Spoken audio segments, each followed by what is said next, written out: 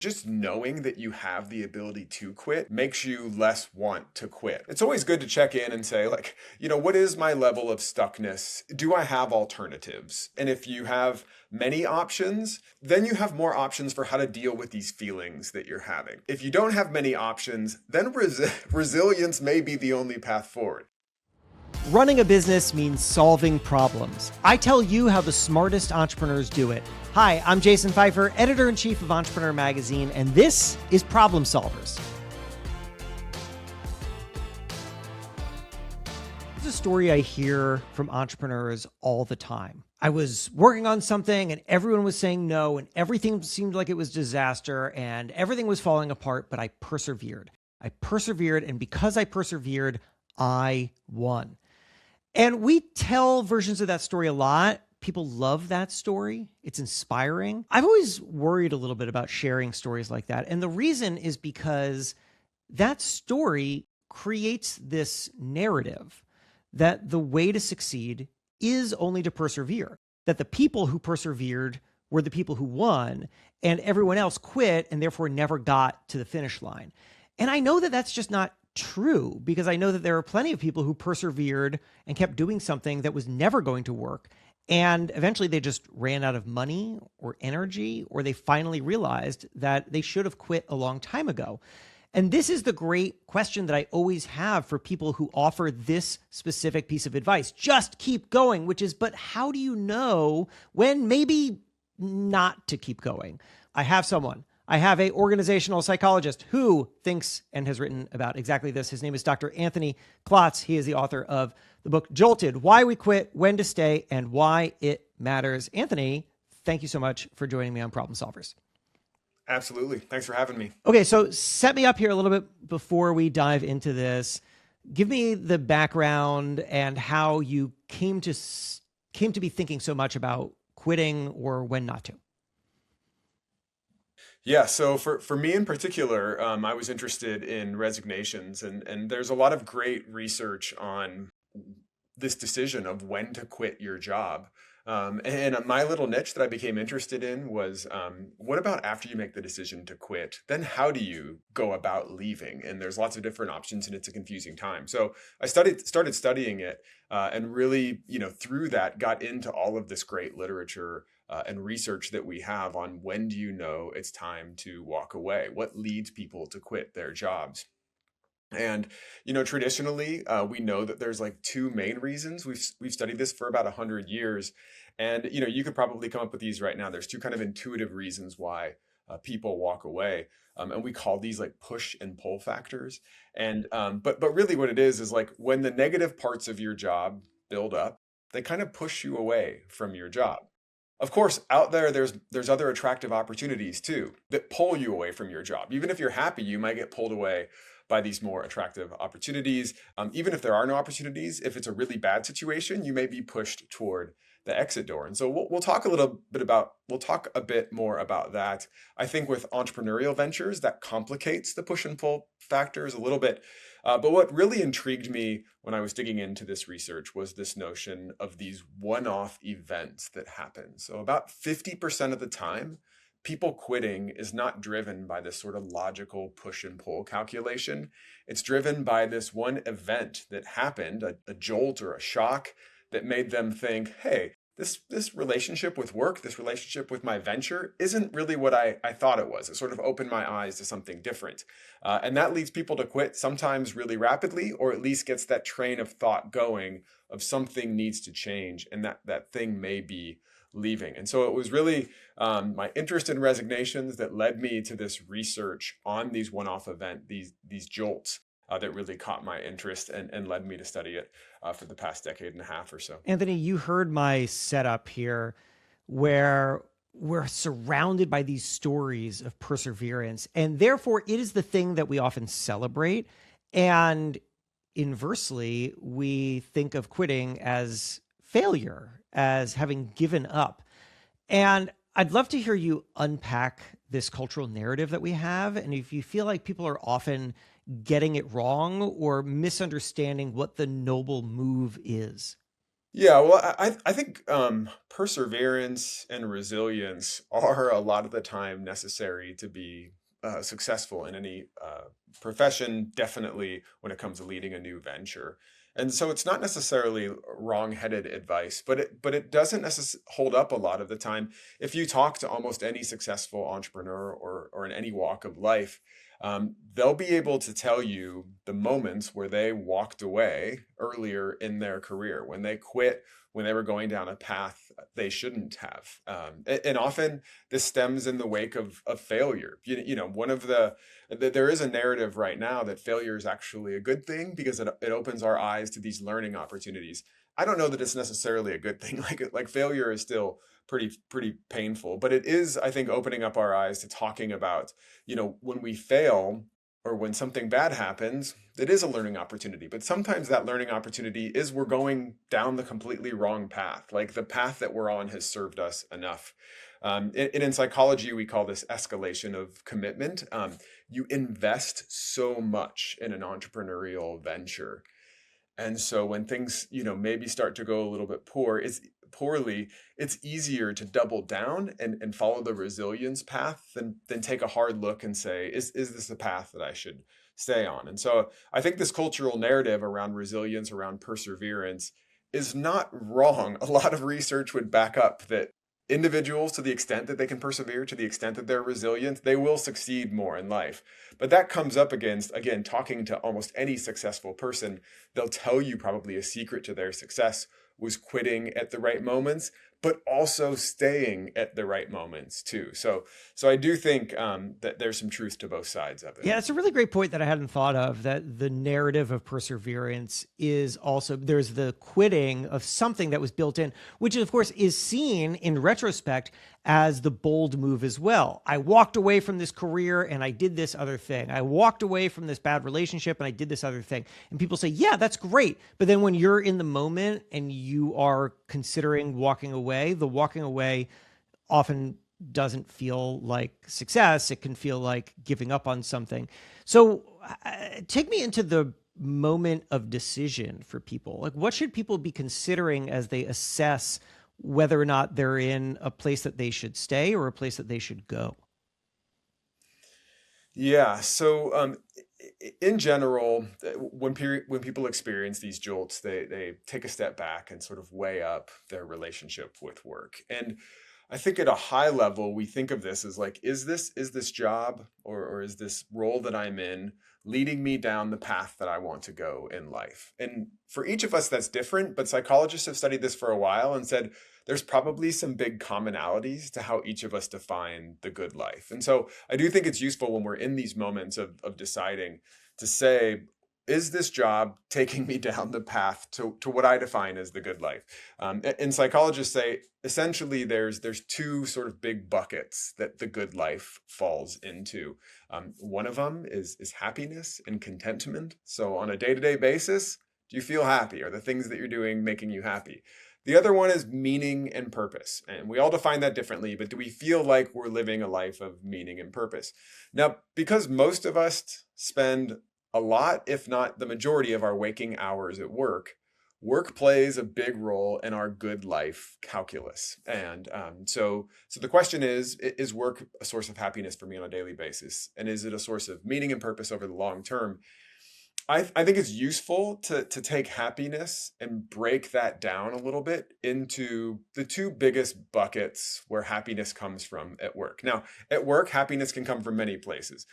Good pay, of course, like good career development opportunities and so forth. But in general, your overall happiness, your overall satisfaction at work is determined by, how you spend the majority of your time every day. And that's with other people. And that's doing the main tasks of your job. And so I think it's useful for people when they're in these moments to say, okay, my job tasks, what I do day in and day out, do I still enjoy those? Did I ever enjoy those? And sort of keep that in mind. And then there's the people. There is some truth, not the whole truth, to the saying that people don't leave jobs, they leave bosses. That bosses do play a large role in our happiness, but so do our coworkers and our customers and our subordinates and everybody we come in contact with on a daily basis. Of course, bosses have more control than most. And so you can weigh up on a day-to-day basis, the people who I'm interacting with, are they a source of positive energy for me, or are they taking energy away and not giving it back? So on the one hand, I think it is useful to say on a day-to-day basis, is this job doing it for me from a happiness standpoint?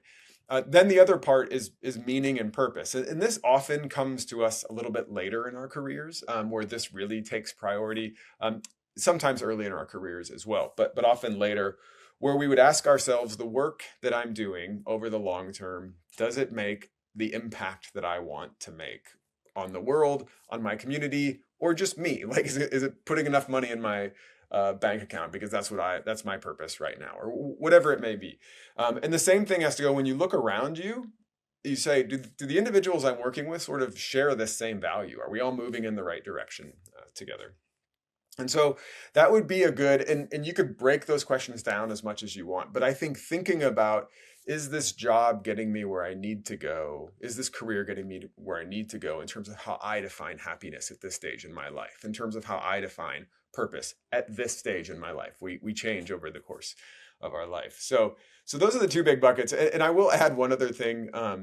It's fairly recent, like in the last 10 or 15 years, psychologists have said there is a certain percentage of the population, let's say 10 or 15%, that defines the good life different than happiness and meaning. They define the good life as a life of excitement and adventure. And that's really what drives them.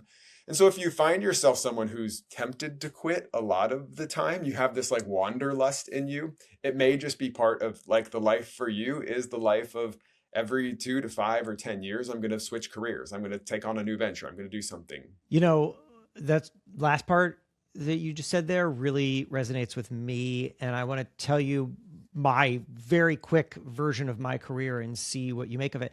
So I had noticed that I had about a 2 to maximum 3 year clock on any job. I would show up, I'd be enthusiastic. By a year and a half in, I was starting to get really itchy. By 2 to 2.5 years, I was starting to get resentful, and then I got out of there. And I just kept doing that over and over and over again. And then I got to entrepreneur, where I have now been for, this number will shock you because it shocked me, 10 years. I cannot believe I've been anywhere for 10 years. And so the question is, well, how? Now, part of the answer is that I have a cool title, editor in chief, and I have a lot of autonomy. And so it is a different kind of job. But I'll be honest, I think the real reason is because in many ways, I have quote unquote quit and reinvented. I've quit the previous version of myself and reinvented myself a number of times. So over these 10 years, I went from first just the guy who was focused on entrepreneur, and then the guy who was focused on entrepreneur and started to build some other things for myself outside of it. It's an entrepreneur, lives up to its name. It's encouraging of entrepreneurship.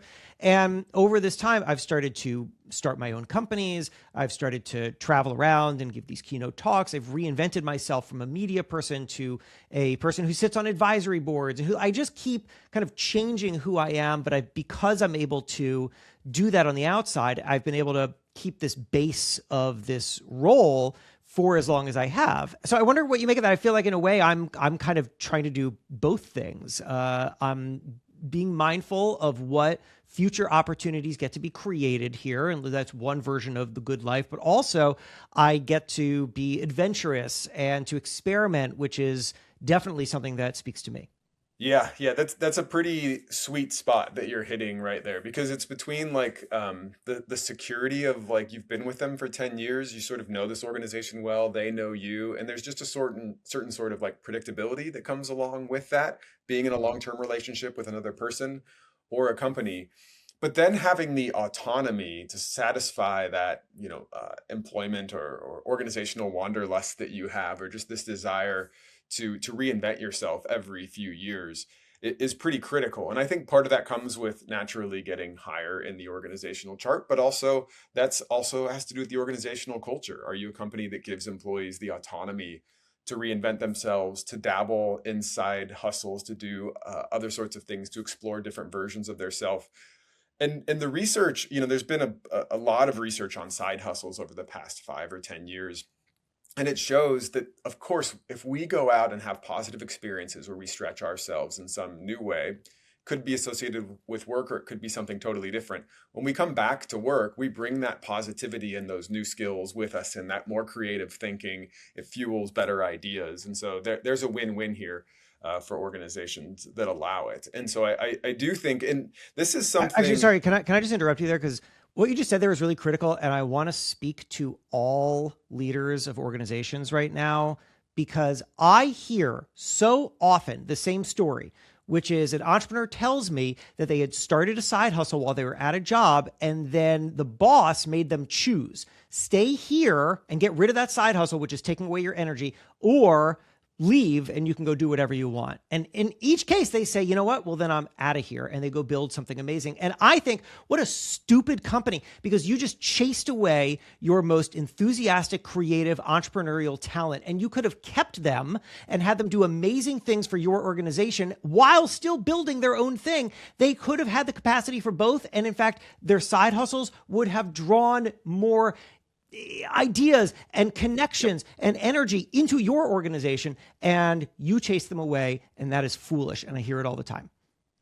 Yeah, it's this strange bit of, I don't know if it's territoriality or insecurity or just, old school thinking. But yeah, I mean, it's clear that, and this doesn't just go for side hustles. It has to do with like any positive activities for the most part that you have outside of work. But when it comes to side hustles, these are other, business related endeavors that you're engaging in. And of course, it's going to come back. And, the buzzword right now is reskilling. Organizations want people to reskill for AI and for all sorts of other reasons. Well, that's often what you're doing with a side hustle. You're developing this other muscle in your toolkit. And so, of course, it's going to benefit you, especially from a creativity standpoint when you're back in the organization. How would you port any of this over to entrepreneurs? So, we're talking about when to quit, and we're talking about that in the framework of a job, but there are plenty of moments in the life of an entrepreneur in which they've been building something. They've invested a lot of their own money. They've invested other people's money. There are maybe employees whose livelihoods depend upon the success of this organization, but they see the future and they are unsure whether or not this is a thing that's really going to work long term, or whether there's going to be an exit, or whether this is something that they want to keep doing. And they feel really stuck and they don't know what to do. And they keep hearing these stories of resilience, resilience, resilience. And so I wonder what you could take from even maybe the world of thinking about quitting jobs, or just the research into quitting and these jolts, that you could help entrepreneurs orient themselves around that moment. Yeah, no, I can definitely appreciate that feeling of stuckness, especially with the responsibility that comes with entrepreneurship and the commitments that you're often in, when you're in an entrepreneurial venture. And so, yeah, there's a couple of things to think through in terms of like, how stuck are you when you're in that moment? Because sometimes when people feel like, I'd like to quit, but I can't, that can create a lot of anxiety. And actually, there's not a whole lot of research, but there are anecdotes that just knowing that you have the ability to quit makes you less want to quit, right? Just knowing I could leave is enough. And so it's always good to check in and say, like, what is my level of stuckness in this role? And it's pretty straightforward. I mean, the first thing is, do I have alternatives to what I'm doing right now? And that could be from a financial standpoint, from a career standpoint. What other alternatives out there? Like, a lot of individuals get into entrepreneurship through leaving a more traditional role. A lot of the time, entrepreneurs at one point boomerang back into that role. They do the entrepreneurial venture and decide it's not for me, and go back. And so, is that an option for you? That's just one example. So you're always thinking about alternatives. If there's no alternatives, then you are in a bit more of a stuck position. The next one is switching costs. So if I was going to go do that alternative thing, if I was going to switch, get out of entrepreneurship and do something else, how much time, energy, cost would it take out of me? And then the third thing is one of my favorite terms. It was one of the first entrepreneurship papers that I ever came across in management, and it talked about psychic income, which you were talking about a little bit a second ago, I think. But it's just the happiness that you get from being your own boss. And really being honest with yourself about that, because for many people that happiness is pretty high, and it's what a lot of individuals who are in traditional jobs dream of. And so you got to be honest with yourself about how much you value that, because it can be something that you take for granted after a while. And so once you get an assessment of that stuckness, you can figure out, what are my options from here? And if you have many options, for alternatives and so forth, then you have more options for how to deal with these feelings that you're having. If you don't have many options, then resilience may be the only path forward. And it's best putting this out of mind for now while taking care of your own well-being, but charging ahead. Dr. Anthony Klotz, really great advice. The book is called Jolted: Why We Quit, When to Stay, and Why It Matters. Can you give me a quick breakdown of what the book is and who should pick it up? Yeah, so the book Jolted is about, well, jolts, right? These moments in our careers where an event, it could be in our personal life, in our professional life, it could be a big or small event, just catches us off guard, makes us stop and rethink our relationship with work, and puts us in this sort of important liminal moment where we decide whether we should go or stay. Lots of the time people stay when they should have left, or left when they should have stayed. And so it's about navigating this moment. So in the book, I talk readers through the 6 different types of jolts that you'll experience in your life, kind of where they're hiding in your life and career, so that you can recognize them and then go through a fairly sensible process to say, what's the right outcome here? Do I need to do nothing? Should I speak up and try to change my current role? Should I lean back for a while and kind of protect my well-being, and then re-engage later? Or is it time to walk away? And I also get into, if it is time to walk away, what's the right way to do it? How to resign in a way that sets you up for future success. And then in the last part, and this is relevant to entrepreneurs for sure, is the reality is we are often audiences to the jolts that are happening in the lives of those around us, our family members, our employees for sure. And we can help people navigate that jolt process better, especially if we're in a leadership position. So the last part sort of turns the lens and says, by understanding jolts, we can also make other people's careers and lives, their path to the good life, smoother and better. Sounds so interesting. Well, if you are feeling jolted, now you know the book to get for you. Anthony Klotz, thank you so much for joining us. My pleasure.